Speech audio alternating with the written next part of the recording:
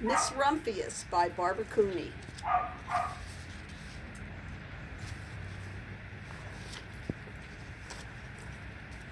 The lupine lady lives in a small house overlooking the sea. In between the rocks around her house grow blue and purple and rose-colored flowers. The lupine lady is little and old, but she has not always been that way. I know.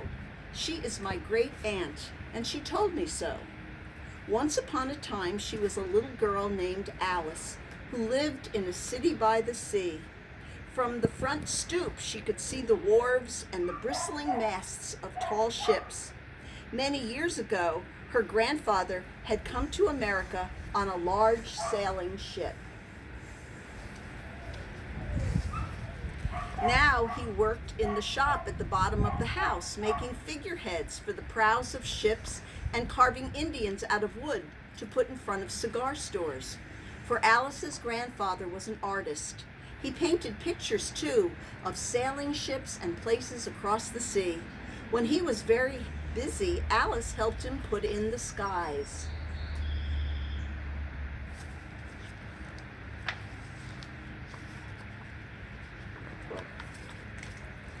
In the evening, Alice sat on her grandfather's knee and listened to his stories of faraway places. When he had finished, Alice would say, "When I grow up, I too will go to faraway places, and when I grow old, I too will live by the sea." "That's all very well, Alice," said her grandfather, "but there is a third thing that you must do." "What is that?" asked Alice. "You must do something to make the world beautiful," said her grandfather. "All right," said Alice, but she did not know what that could be. In the meantime, Alice got up and washed her face and ate porridge for breakfast. She went to school and came home and did her homework, and pretty soon she was grown up.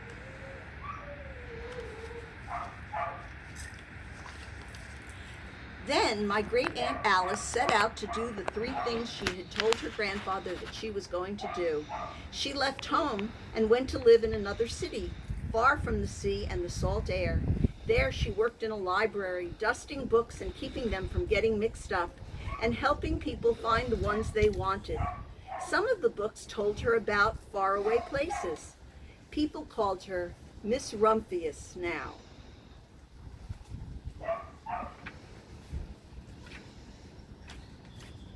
Sometimes she went to the conservatory in the middle of the park.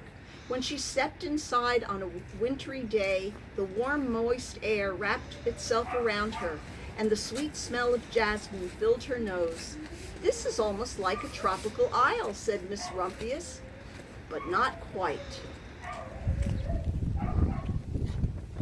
So Miss Rumphius went to a real tropical island where people kept cockatoos and monkeys as pets. She walked on long beaches picking up beautiful shells. One day she met the Bapa Raja, the king of the fishing village. "You must be tired," he said. "Come into my house and rest." So Miss Rumphius went in and met the Bapa Raja's wife. The Bapa Raja himself fetched a green coconut and cut a slice off the top so that Miss Rumphius could drink the coconut water inside. Before she left, the Bapa Raja gave her a beautiful mother-of-pearl shell on which he had painted a bird of paradise with the words, "You will always remain in my heart. You will always remain in mine, too," said Miss Rumphius. My great aunt, Miss Alice Rumphius, climbed tall mountains where the snow never melted. She went through jungles and across deserts. She saw lions playing and kangaroos jumping, and everywhere she made friends she would never forget.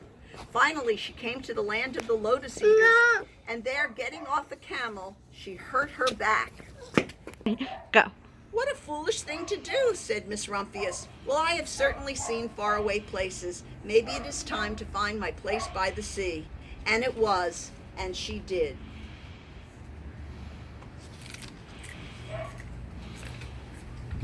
From the porch of her new house, Miss Rumphius watched the sun come up. She watched it across the heavens and sparkle on the water, and she saw it set in glory in the evening. She started a little garden among the rocks that surrounded her house. She planted a few flower seeds in the stony ground. Miss Rumphius was almost perfectly happy. "But there is still one more thing I have to do," she said. "I have to do something to make the world more beautiful." "But what?" "The world is already pretty nice," she thought, looking out over the ocean.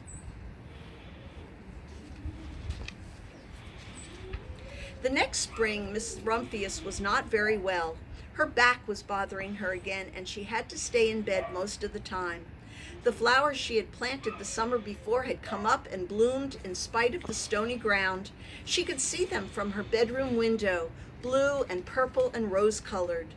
"Lupines," said Miss Rumphius with satisfaction. "I have always loved lupines the best. I wish I could plant more seeds this summer so that I could still have more flowers next year." But she was not able to.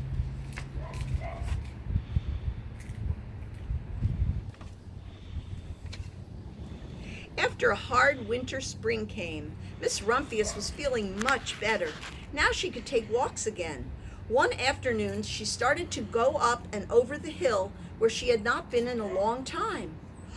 "I don't believe my eyes," she cried when she got to the top, for there on the other side of the hill was a large patch of blue and purple and rose-colored lupines. "It was the wind," she said as she knelt in delight. "It was the wind that brought the seeds from my garden here, and the birds must have helped." Then Miss Rumphius had a wonderful idea. She hurried home and got out her seed catalogs. She sent off to the very best seed house for 5 bushels of lupine seed. All that summer, Miss Rumphius, her pockets full of seeds, wandered over fields and headlands, sowing lupines.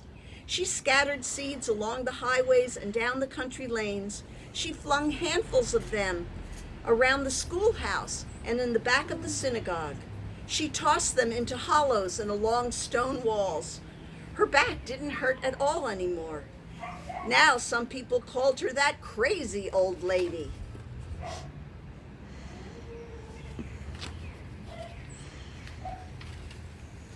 The next spring there were lupines everywhere. Fields and hillsides were covered with blue and purple and rose-colored flowers.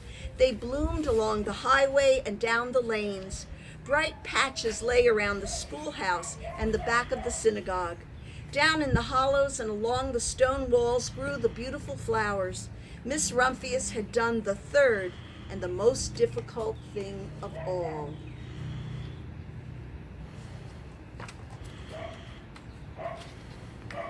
My great Aunt Alice, Miss Rumphius, is very old now. Her hair is very white. Every year there are more and more lupines. Now they call her the Lupine Lady. Sometimes my friends stand with me outside her gate, curious to see the old lady who planted the fields of lupines. When she invites us in, they come slowly. They think she is the oldest woman in the world. Often she tells us stories of faraway places. When I grow up, I tell her, I too will go to faraway places and come home to live by the sea. "That is all very well, little Alice," says my aunt, "but there is a third thing that you must do." "What is that?" I ask. "You must do something to make the world more beautiful." "All right," I say.